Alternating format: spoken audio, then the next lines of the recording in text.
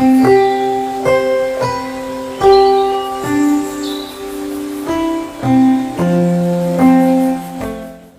हमारे सब नाज़रीन को नमस्कार और आदाब।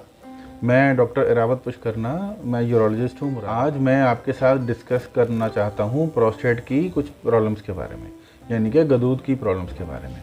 तो हम सबसे पहले तो ये समझना चाहते हैं कि प्रोस्टेट नॉर्मली कहाँ होता है और वो करता क्या है। ब्लैडर के जस्ट नीचे प्रेजेंट होता है और इसी के अंदर से ही वो रास्ता गुजरता है जिससे फिर पेशाब की निकासी होती है। नॉर्मल परिस्थिति में जब ब्लैडर फिल हो रहा होता है, मसाना पेशाब की थैली जब पेशाब से फिल हो रही होती है, तो गदूद का जो मुंह होता है अंदर से बंद रहता है जिससे कि पेशाब लीकेज ना हो।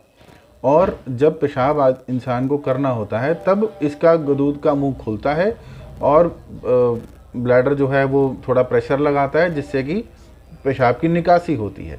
अब ये निकासी प्रोस्टेट के अंदर जो रास्ता बना हुआ है जिसको हम प्रोस्टेटिक यूरेथ्रा बोलते हैं उसके द्वारा ही होती है। अब उम्र के साथ अगर कोई भी परेशानी इस प्रोस्टेट की यूरेथ्रा के अंदर आती है, अगर उसका संकरापन होता है तो फिर पेशाब में दिक्कत आती है। जैसे जैसे इंसान की उम्र बढ़ती है तो प्रोस्टेट के जो लोब्स हैं वो ओवर ग्रो करने लगते हैं। उनकी ग्रोथ अधिक ज़्यादा हो जाने की वजह से प्रोस्टेट की जो यूरेथ्रा है वो भींच जाती है, जिसकी वजह से पेशाब पूरी तरह से खुल के बाहर निकल नहीं पाता। जो गदूद का जो मुंह है वो खुलता नहीं है, ना खुलने की वजह से पेशाब में दिक्कत होती है। अब इसका कई बार तो इतना ज़्यादा वो मुंह बिल्कुल बंद हो जाता है कि आदमी पेशाब कर ही नहीं पाता, पेशाब पूरा अंदर थैली में रुक जाता है। ये बहुत पेनफुल सिचुएशन होती है जिसको हम एक्यूट यूरिनरी रिटेंशन कहते हैं, यानी कि पेशाब पूरा रुक चुका है, इंसान पेशाब नहीं कर पा रहा और मसाना पूरा क्योंकि पेशाब से ओवरफिल हो गया है तो बहुत दर्द करता है। इसमें अर्जेंट एकदम से इमरजेंसी में तो पेशाब की नलकी ही डालनी पड़ती है ताकि पेशेंट की जो पेन है उसको रिलीव किया जा सके। लेकिन इसके बाद हम इसके अब इलाज के बारे में डिस्कस करें तो जैसे जैसे ओवर ग्रोथ होती है, जब मरीज़ हमारे पास अर्ली स्टेज में आता है, जब उसका पेशाब पूरी तरह से रुका हुआ नहीं है लेकिन उसको पेशाब में कुछ दिक्कतें हो रही हैं, जैसे पेशाब की धार का कमज़ोर हो जाना, ये एक प्राइम सिम्टम है। दूसरा, पेशाब का अटक अटक के आना, थोड़ा रुक रुक के आना, इसमें ये दिक्कत होती है। पेशाब को शुरुआत करने में ही दिक्कत होती है, मरीज़ जाता है थोड़ी देर के लिए बाथरूम में, पहले उसे खड़ा रहना पड़ता है, फिर थोड़ी देर के बाद ही पेशाब निकाल पाता है वो, तो इससे उसको बहुत समय तक बाथरूम के अंदर समय बिताना पड़ता है।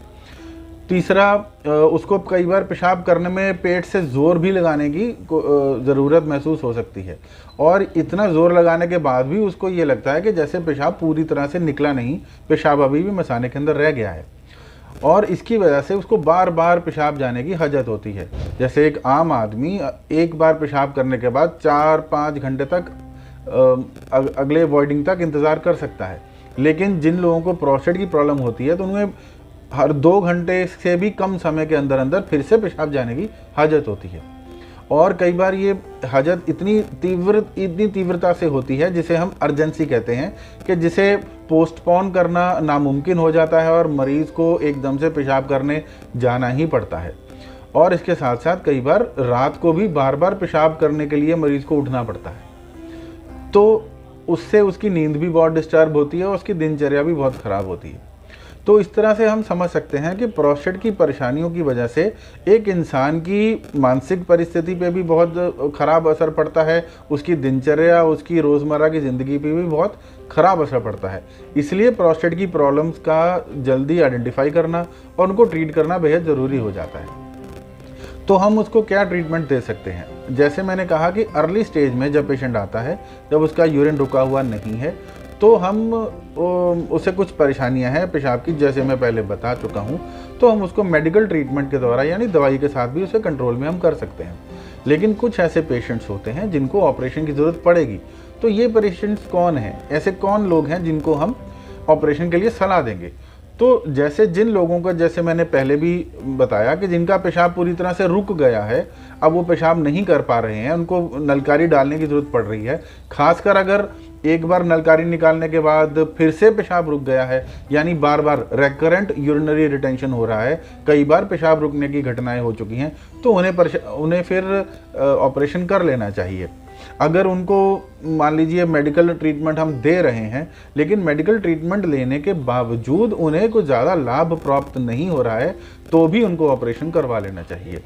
तीसरा, अगर पेशेंट को बार बार पेशाब में इन्फेक्शन हो जाता है, पेशाब में पस आता है, पेशाब में जलन मचती है, हम उसे ठीक कर देते हैं, कुछ दिन एंटीबायोटिक्स खिलाते हैं, तो और कुछ दिनों के बाद मरीज़ फिर से वही प्रॉब्लम लेके हमारे पास वापस आता है, फिर से उसे दोबारा जलन होने लगी है, पेशाब की दिक्कत और परेशानी बढ़ रही है, तो यानी उसे बार बार रेकरेंट यूरिनरी ट्रैक्ट इन्फेक्शन हो रहा है, तो भी हमें उसका ऑपरेशन करना पड़ता है। और अगर पेशाब में बार बार उसे खून आ रहा है, रेकरेंट हेमाचूरिया जिसे कहते हैं कि यूरिन में बार बार ब्लड आने की दिक्कत होती है, तो भी हमें उसका ऑपरेशन करना पड़ता है। और सबसे इम्पॉर्टेंट, जब प्रोस्टेट की परेशानियों की वजह से इतना ज़्यादा बैक प्रेशर पड़ता है किडनीज़ पे कि किडनीज़ डैमेज होनी शुरू हो जाती हैं, किडनीज़ स्वेलअप हो जाती हैं और अच्छे से जो यूरिन की निकासी होती है ब्लैडर तक, किडनी से ब्लैडर तक नहीं पहुंच पाती, तो किडनीज़ की स्वेलिंग बढ़ने लगती है और इतनी ज़्यादा स्वेलिंग होने से किडनी फेलियर की तरफ चली जाती है, जिसे प्रिवेंट करने के लिए और किडनी को फेलियर में जाने से रोकने के लिए हमें फिर ऑपरेशन करना पड़ता है। तो ये कुछ मुख्य कारण हैं जिनके लिए हमें प्रोस्टेट का ऑपरेशन करना पड़ता है। अब अगले वीडियो में हम चर्चा करेंगे कि प्रोस्टेट के ऑपरेशन करने की क्या क्या विधि हैं और किन किन तरीक़ों से प्रोस्टेट का ऑपरेशन किया जा सकता है।